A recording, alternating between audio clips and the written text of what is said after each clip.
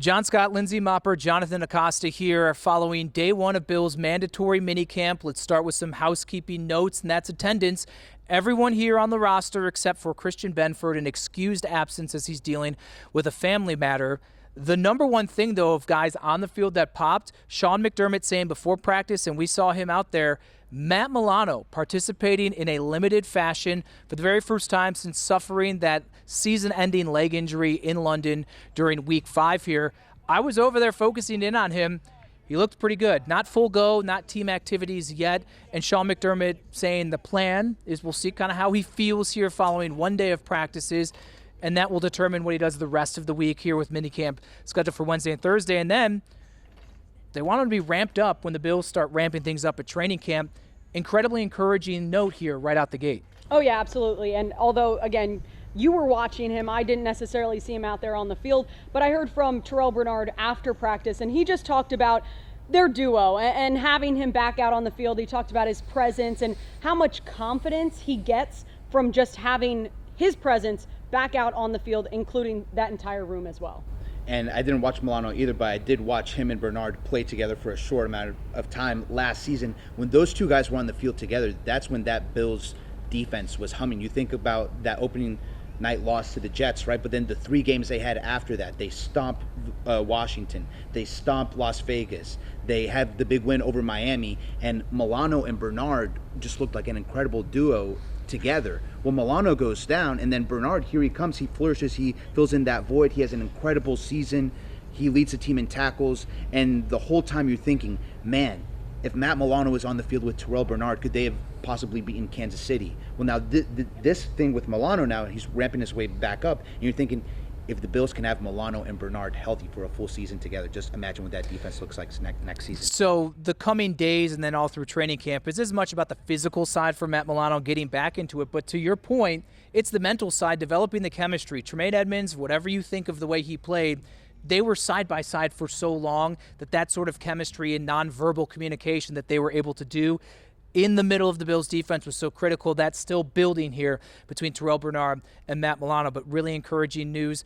Mike Edwards, also the safety that the Bills signed here in the offseason that could be in the mix to start outside of Taylor Rapp. He also, in a limited capacity, saw him make a nice one-handed catch there in the individual portion here. They're not going to push guys that are maybe nursing some things here, a bunch of guys in the linebacker, running back position that are dinged up. They're not going to really push guys at that point, but just encouraging to see any little thing as well. And Rasul Douglas, someone else that we hadn't seen out here for OTAs or anything, he was out here on the field, as you mentioned, everyone other than Christian Benford in attendance.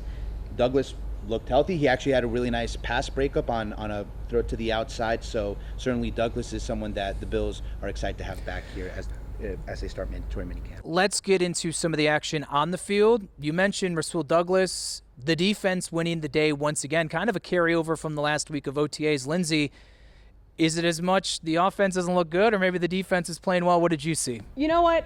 I mean, I think maybe it's a little bit of both. Again, we heard from Josh Allen again after practice today, and he was asked about whether some of those connections on the field that weren't there, a couple overthrown passes, a couple dropped passes as well, is that frustrating? He said it's not frustrating. We're just out there. We're kind of running around. We're flying around. We're trying to get on the same page, which is essentially the goal of mandatory minicamp OTAs offseason, so that once they go into training camp, it's reps, reps, reps. We're on the same page. And really, like, that's what he was saying. It's just the goal. But that's not to downplay necessarily, and they're not downplaying when they misfire on the field. There was some audible frustration, I think is how we can call it, at moments during this practice, right? And it was everyone playing a part. It wasn't just like, hey, this position group, they had a down day today. It was everyone. Like you said, there was some overthrows. There was some dropped passes. Part of it was some nice plays from the defense. Daquan Hardy had a nice pass breakup in the end zone. So there were guys that stood out. I think Kyer Elam had an interception. Mm-hmm. So, again, there's some names that start to pop up for the defense consistently now through some of these practices, but it's also the offense with so many new pieces trying to get in sync as they propel towards training camp. And Josh Allen saying afterwards that the plan is the wide receivers will get together with Allen, probably some of the other quarterbacks as well, in that gap between minicamp and training camp to continue to try to develop this chemistry, because that's going to be the big focal point. It's the main thing I'm focusing in on this week. Sean McDermott says, hey, it's been a helmet, it's been shorts and T-shirts for the past month or so, but he has seen some encouraging signs. We have seen them through OTAs, and it wasn't all bad out here the first day of mandatory minicamp, but that's going to be critical. And Josh Allen taking the lead, as we've seen in the past, with maybe a far more talented or known commodity at the wide receiver position on this team.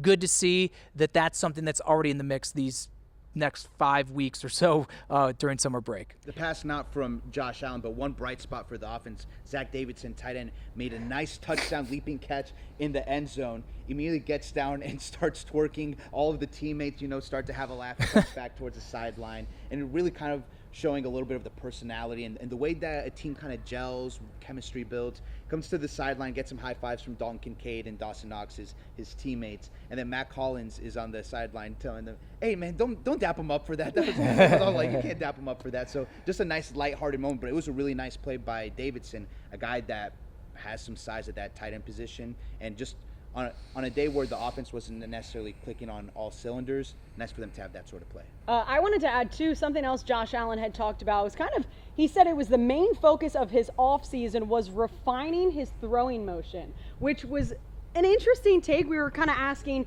is this something that you picked up towards the end of last season? He said that when he had a little bit of his shoulder discomfort and pain, he said when he was watching film that he was noticing that was sort of happening, that his throwing motion was changing a bit. So he said his main source of this offseason is to spend time focusing on that. He said he wouldn't call it a change of his throwing motion, but he said it's more of a refining type of situation. I actually saw him kind of doing this motion a couple times in between reps and maybe when the second or third team was out there as well. So that's clearly what he's probably harping in on there.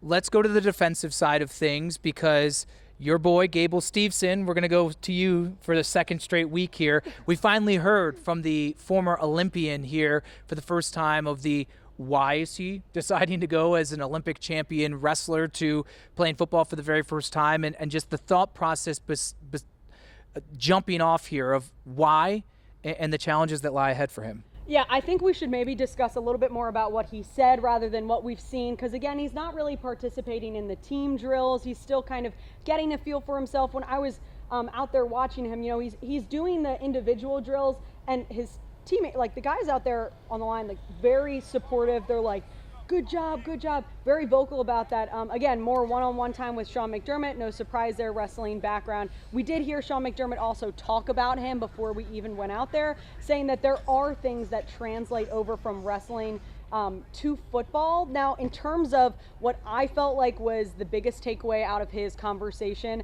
with some of us after practice was just the fact that he kept talking about no ifs, ands, or buts. I'm going to do whatever it takes. He also, which I thought was interesting, as he is an Olympic gold medalist, is he's like talking like he has to prove himself. Like he kept saying how he doesn't just want to be a part of this team. Like he wants to make it, and he wants to be a part of the culture to then go win a Super Bowl. Which, I mean, you're already an Olympic gold medalist, so.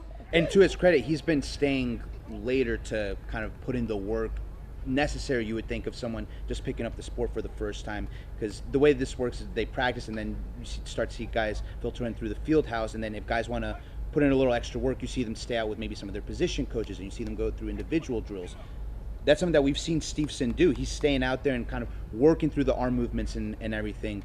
To touch on a couple of the things that he said, to your point, the transition, right, from Olympic gold medalist, you're at the top of your sport in wrestling, to then kind of start all the way back at the bottom in football is sort of a humbling experience, and that's something that I gained maybe from listening to. He sounds like someone who he might have already been humble before this, but maybe has been humbled by this experience and is going through this in a humble manner, saying, hey, I need to put in the extra work to not just have this be a nice story, but I want it to be the story that ends in me making the team, right? And he's mentioned being able to play alongside Ed Oliver, play alongside Von Miller, and also the differences between wrestling and football. He said, kind of when we talked with Travis Clayton, how a playbook is something that's new for these guys and doesn't really exist in a lot of other sports. For Gable Steveson, that's something that applies. The different directions that you go on different plays and stuff like that. And wrestling, you're kind of feeling it out, and more the flow of everything is a little bit different. That adjustment to football is a big one for him. But from listening to him speak, he sounds like someone who's appreciative of the opportunity and is putting into work to to realize the dream that he's chasing right now. Says the helmet feels like it's 35 pounds. He could barely lift his head up. He said when they get in the stands and then lift his head up, he said it was completely foreign to him. Sean McDermott and then Gable Steveson also saying McDermott using some wrestling terminology and techniques to help the transition and kind of put it in his wheelhouse in terminology and things like that. Long way to go for him. But again, as you guys have stated, he's not looking to be just a novelty story here. He's looking to be a success story to show, hey, anything is possible. You can be at the peak, go back to the bottom, and reach the peak once again. Let's go back to the safety position because we can't say first team, second team, whatever. Just say saw a lot of people back there. And Taylor Rapp was pointed out by Sean McDermott before practice even started, how he has, with no Jordan Poyer, with no Micah Hyde, that room kind of having a transition, both in terms of who's going to be back there, but from a leadership standpoint, Taylor Rapp rising to those ranks. And we wait to see probably, as you said, Taylor Rapp's probably the set it and forget it one safety. The rest of that group remains up into the air, and it's fascinating to see the way they're all kind of being put in there through OTAs and now minicamp. Well, and Mike Edwards is someone that they bring in, has Super Bowl experience and everything. We haven't seen him out there practicing. We actually saw him, I think, on the field kind of in a jersey for the first time here at mandatory minicamp. In my head, he's someone that, coming in as a new guy with the experience that he's had, being a veteran, once he gets out on the field, if he picks up this playbook quickly, is he someone that slots in next to Taylor Rapp? Because if not, are we talking about someone like Damar Hamlin, who has made some nice plays? Sean also talked about how Damar Hamlin is practicing consistently. He had some good things to say about Damar Hamlin today. So if Mike Edwards doesn't fill in and take that role next to Rapp, is that an opportunity for Damar to kind of show what he's been building towards? My favorite part of this is throwing you guys something that you weren't expecting. Let's go. They're scheduled to do minicamp Wednesday and Thursday. We'll see if Thursday actually happens. That usually gets canceled. But if, just for argument's sake, Wednesday's tomorrow, what are you going to have an eye on now that maybe if we put you somewhere else in the field and you get your eyes looking in a different direction, if tomorrow is one of the last times we get to see them before camp? Oh, man. Pressure. I feel like I'm trying to connect, I guess,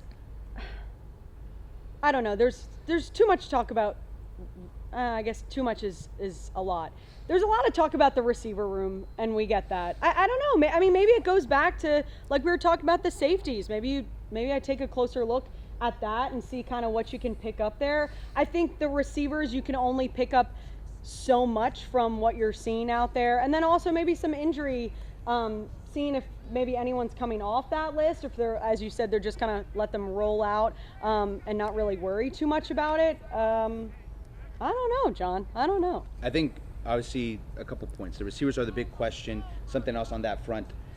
We saw Khalil Shakir come off, miss the rest of practice. Keon Coleman, I thought, had a couple nice catches. He had one where there was a defensive back sort of draped over him. It was an in route. He still made the catch. And then as the offense was kind of sputtering when they started to get back on doing well a little bit, Coleman had a nice catch over the middle. I think he's physical at the point of attack. He's not someone that lets the ball kind of come into him. He kind of attacks the ball and catches it with his hands. For a big body receiver, I think that works out well and kind of goes back to the play I mentioned where even if there's a DB draped on him, a DB kind of fighting him for the ball, he's a guy who's physical enough and goes and attacks the ball to where he can catch those passes from Josh if Josh puts it in his vicinity, which I think is nice to see. Go ahead. I'm changing my answer because you're smart and you remembered the Khalil Shakir walking off the field, but important, honestly, very important to note. I don't know if either of you saw more than I did, but kind of just saw him down on the other side of the field. He was down for a little bit, then kind of came over. It seemed like maybe it was lower body. So I guess we'll see if he's out there tomorrow. I think that's important to note, of course, or whether he'll get added to that list of players who were listed as either limited or just not practicing at all. To me, I just want to see some cleaner strides forward with the offense. It doesn't have to be perfect. It's not at this time of the year, but let's just see a little more precision, see some steps forward there. And who maybe from this lower level, the lesser known players, continues to make plays. We've mentioned DeMar Hamlin. You obviously know who he is, but you maybe weren't expecting him to be someone in the playmaking bucket. Kyer Elam making playmaking. If Khalil Shakir's not there, if Christian Benford's not there, who's rising up with their opportunities? We've seen more of certain players that maybe are not on your radar. Can they take advantage, even in this setting, of those opportunities? Andy Isabella with a couple of nice catches there out there today kind of caught my eye for a second. So there's another guy like that. Right. So those are the things. Do you got one more? And with the linebackers, there's a number of them that practiced in a limited capacity. Do we see the linebackers practice in a healthier kind of group, more guys fully available tomorrow? And also with Milano, McDermott said that, you know, they put him through the individual drills today, kind of see how he woke up and felt tomorrow. Do we see, even if it's just minimal progression from him, do we see him maybe start to do a little bit more tomorrow? I think it's something that I'm going to keep my eye on. Right. They usually go err on the side of caution, especially this time of year. So we will see, but get healthy. That's what Sean McDermott said. Just get us healthy into this offseason, into this summer break, and then we'll reconvene here at training camp. Oh, Lindsey coming in I'm one back more. Again. I was just going to say, see, we warmed up to your question. Okay. It's like on the spot, take it. But Yes, you know what? yeah. We warmed up to the question. Boom. So Yeah. I had to avoid the rings right there and hurt my hand, but yeah. Sorry. It's okay. I thought you were going to add something. That was it. Okay, cool. We're just All right. sort of like the Bills' offense, you know, getting a couple nice plays, getting the end zone to end Fair. practice. We need to end on a strong note as well. Well, we will be back tomorrow, maybe a little more organized here.